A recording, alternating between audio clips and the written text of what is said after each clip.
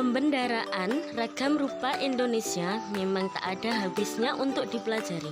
Salah satunya yakni karya seni rupa Indonesia yang terkenal hingga ke mancanegara, yaitu batik. Batik berasal dari bahasa Jawa hamba dan titik yang berarti menulis dalam titik.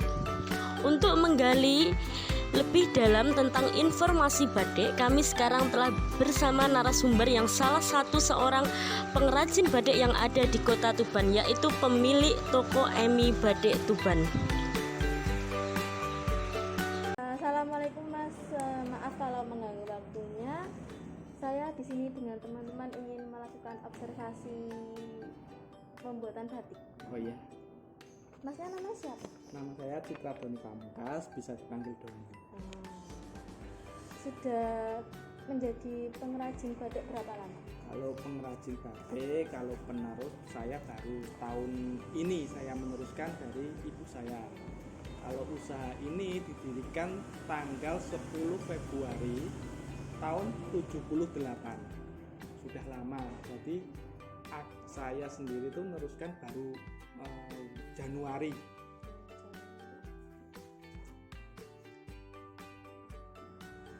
Biasanya di sini jenis batik motifnya itu apa aja, Mas? Kalau motif di sini tuh banyak sekali, Mbak. Tapi untuk batik khas dari Semanding atau Karang ini itu batik klasik sama motif padi kapas, terus rantai, burung hong dan lain-lain. Masih banyak.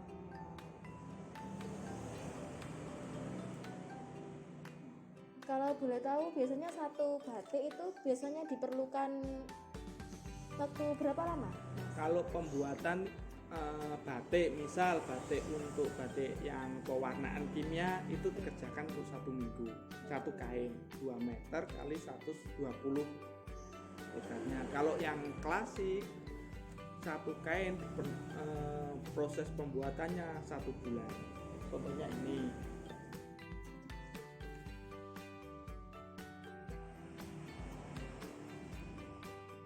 Kalau ini berarti bisa dibuat baju, Mas ya? Ya betul, bisa buat baju. Untuk satu kainnya untuk satu baju 2 meter kali 120 itu cukup untuk satu baju.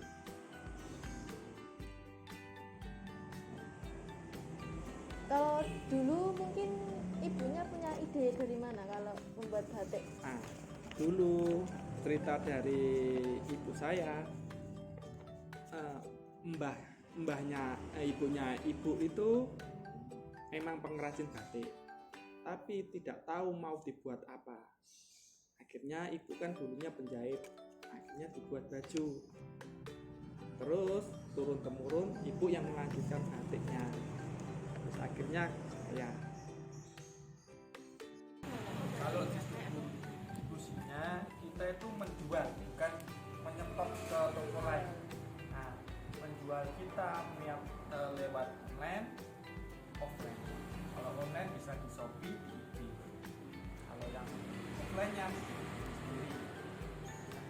Untuk pesanan orang, pembuatan dari seragam kantor-kantor. Kalau online kebanyakan dia tanya-tanya terus akhirnya ke sini. Kalau yang berada di yang dekat-dekat Tuban, kalau yang jauh kemungkinan ada yang di Surabaya itu saya kirim barang ke Surabaya. Nanti kalau dia langsung dibeli atau Shopee itu biasanya lewat WA dulu baru. Kalau dia nggak percaya, maksudnya nggak percaya sama TFM Selipur itu kami hadir. Kami juga dapat undangan mengisi. Terus yang kedua yang di CFC kami kemarin juga ikut serta di situ menemani batik pemekasan. Untuk kalau boleh tanya ya Mas ya, Monggo. Proses kerumitan membuat batik itu apakah mempengaruhi dari harga jualnya? Betul, Mbak. Kalau motif itu pengaruh sama harganya. Misalnya motifnya rumit, itu mesti akan harga harganya akan mahal. Soalnya kita proses batik itu proses tangan, bukan di print atau di sortir. Makasih ya Mas.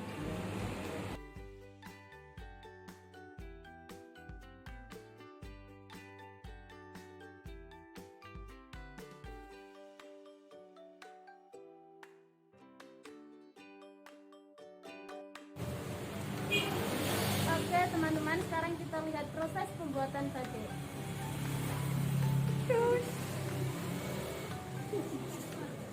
Kain batik memerlukan proses pembuatan yang tidak mudah dan dilakukan dengan teliti serta telaten.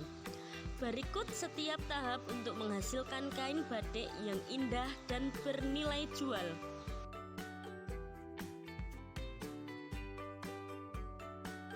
Yang pertama adalah tahap penggambaran.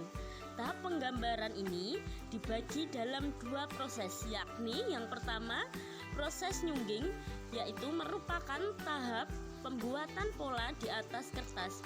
Proses yang kedua japlak, yaitu proses pemindahan pola dari kertas ke kain. Kemudian langkah berikutnya ada mencanting. Dalam proses mencanting ada beberapa macam jenis teknik. Yang pertama teknik ngelowong, yaitu proses merekatkan malam dengan menyesuaikan pola yang dibuat. Yang kedua proses ngiseni, proses pemberian ornamen seperti gambar bunga, tumbuhan atau lainnya. Dan setelah proses mencanting, lanjut ke proses perwarnaan. Pembuatan batik ada dua metode pewarnaan, yaitu pengkuasan atau nyolet dan perendaman. Warna putih, ini contoh pewarnaan dengan kuas. Kekurangannya yakni warna tidak merata. Kemudian ini melalui proses perendaman. Proses perendaman melalui beberapa tahap, yaitu tahap yang pertama dalam proses perendaman yaitu ngelir.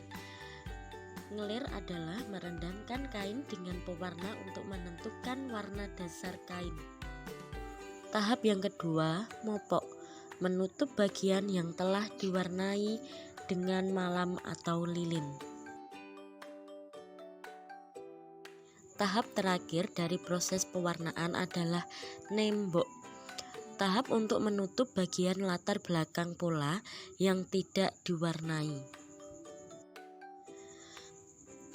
Kemudian tahap terakhir dalam pembuatan batik adalah tahap ngelurot, yaitu tahap meluruhkan dan melarutkan pada bagian kain dengan memasukkan kain pada air mendidih yang dicampur soda.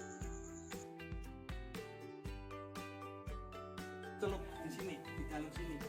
Langsung direndam. Direndam, kalau mau pengen kuning direndam. Tapi kalau ini, kalau pengen warna hijau atau merah dikuas. Itu aja. Untuk obatnya sama. Jadi perbedaannya kalau ini sama ini tanpa rendam di Tambah awal. rendam di awal. Yang ini kalau mau selain warna putih ya Mas Ya. berarti. Selain warna putih berarti harus melalui proses perendaman. Betul. Nah, kelebihannya proses perendaman sama colet, warnanya lebih bagus direndam. Kalau colet pasti warnanya tidak bisa rata. Misalnya tuh hijaunya gini. Untuk ketahanan warna Kalau ketahanan warna itu dari pencucian sama penjemuran. proses terakhir. Bukan. Kalau sudah jadi baju, perawatan. Tergantung. Terus kan jadi kalau udah penutupan malam berarti perendamannya di sini lagi. Iya, dari sini lagi. Kalau sudah jadi diproses di belakang, itu pelungsuran. Namanya ngupas malamnya, biar jadi kayak gini. Jadi ini yang penting kan ditutup dari awal. Boleh lihat penjara kata-kata dulu. Mas, ini awal kan nggak kita lihat apa? Tadi kan ada pewarna yang ini ya. Betul. Juga yang warna ini nanti boleh nggak kita mungkin kan lihat contohnya. Betul. Nah, untuk proses limbahnya di sini. Udah limbahnya kita terjaga lah. Itu yang bisa dijadikan obat itu yang alami apa Nah, yang kayak itu kan endapannya. iya. Endapannya biasa di sini. Endapan obatnya. Dan di tempat batik Emi yang kita datangi luar biasanya adalah di sini pengolahan limbahnya juga difikirkan. Jadi tidak membuang limbah sembarangan yang bisa memicu pencemaran lingkungan sekitar.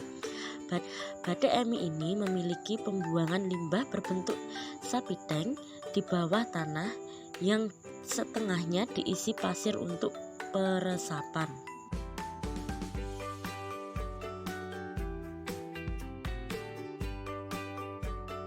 Untuk di sini sendiri untuk di kalangan masyarakat yang suka itu batik kimia karena harganya yang murah, terus yang warnanya yang terang. Contohnya ini motif padi kapas, terus yang rantai, gunungan, dan lain-lain.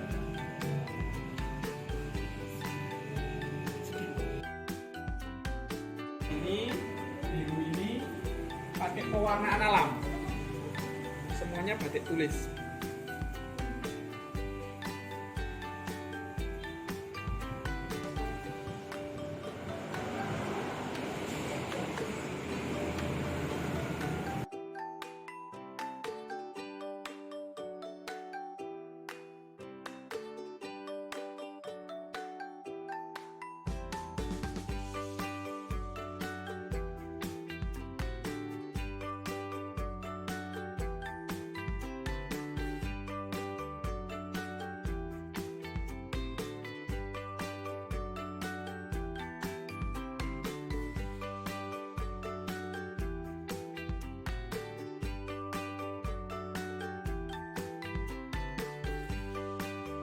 Amazing!